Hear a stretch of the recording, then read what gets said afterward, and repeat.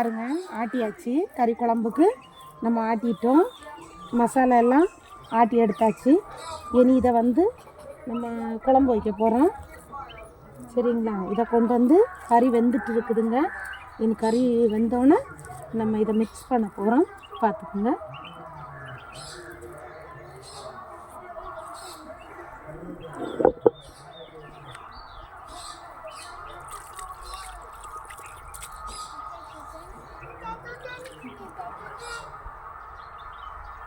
இனி நம்ம இதை வந்து இதெல்லாம் சாந்தாட்டியிருக்கோம்.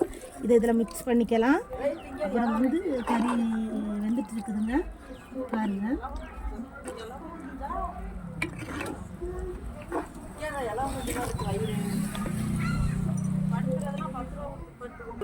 குழம்பு வந்துருச்சு. ஐயோ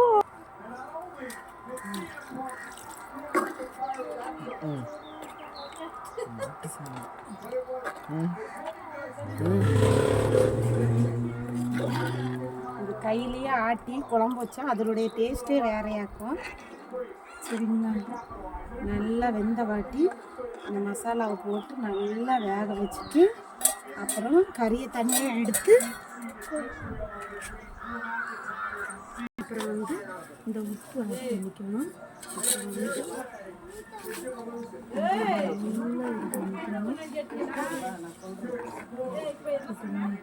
கறி நல்ல பொண்ணியாக இருக்கும், நாட்டு பொண்ணியாக இருக்கும். அதனால நல்லா வேக இது எடுத்துடணும். பார்த்துருங்க. தனியாக எடுத்து இந்த கறியை மட்டும் தனியாக எடுத்து நம்ம வந்து வெங்காயம் வரமிளகா போடணும்னா பச்சை மிளகா போட்டோன்னா கொஞ்சம் நல்லாயிருக்கும்.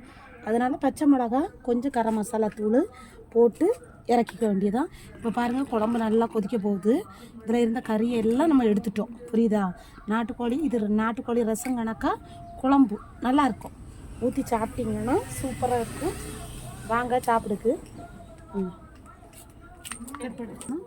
வடை சட்டியை வச்சுட்டு சூடுங்க. குழம்பு கறி தண்ணியில் போட்டுருச்சு.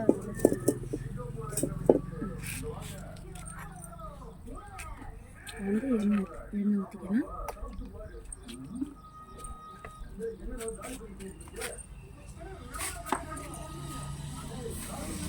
கடுகு போட்டுக்கணும்.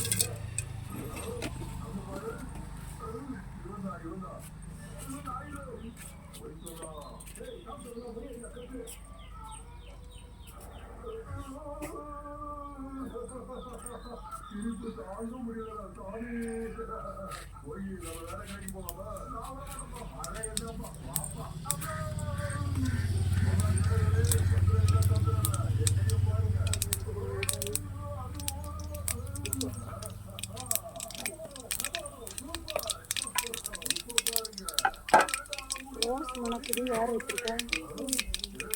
நான் வச்சது இல்லையே. வச்சது கீழே வந்துருச்சு.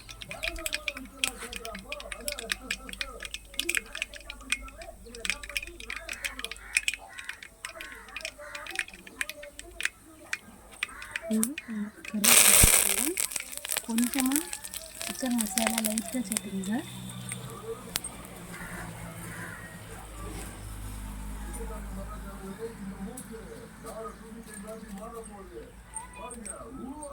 கொஞ்சம் கரம் மசாலா தூள் சேர்த்துங்க. அப்புறம் வந்து நம்ம அள்ளி வச்சு சிக்கனை போட்டுக்கணும்.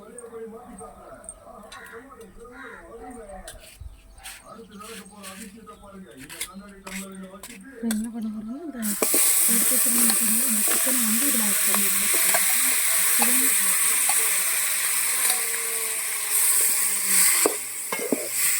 ஐயோ, வெங்காயம் தக்காளி போடுறேன்.